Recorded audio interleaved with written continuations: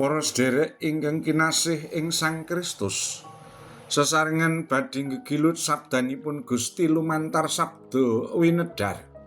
Ahad sedasa Mei 2026 Minggu Paskah kaping 6. Kanthi jejer tetep sabar ing lampah becik lan bener. Waosan kapendhet saking serat setunggal Petrus 3 ayat 13 lan 11 ingkang mekaten waosanipun.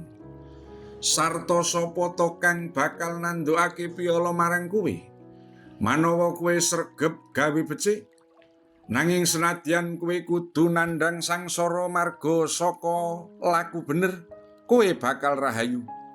Aja wedi marang apa kang padha diwedeni sarta aja nganti giris.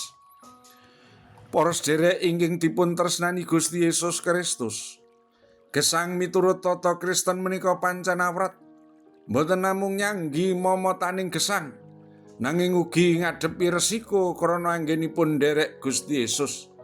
Sesanggening gesangipun tiyang Kristen dados dobel. Tata gesang Kristen menika kedah nindakaken kabecikan. Jalaran menika wujuding caos panuwun syukur dhateng Gusti Yesus.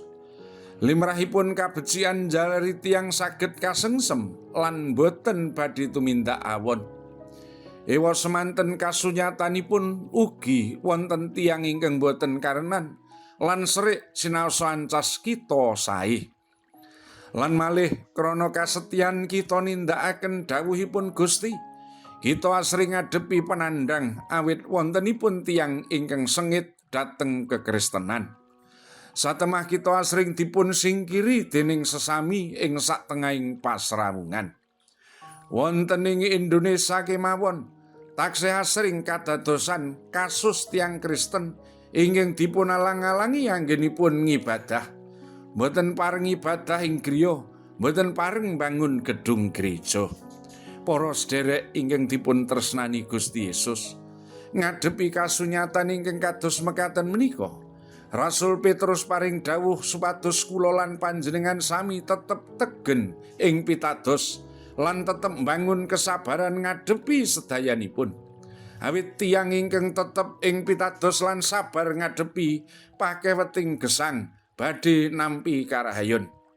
Wontenipun pepalang lan pakeweting gesang pancen nyata kabukten. Awit menika tata gesang setya ing pitados lan bangun gesang kebak ing kesabaran kedah dipunudi.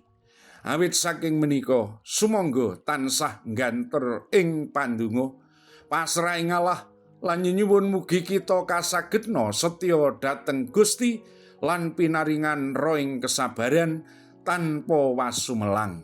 Amin. Mekaten sabda winedhar. Gusti berkahi. Amin.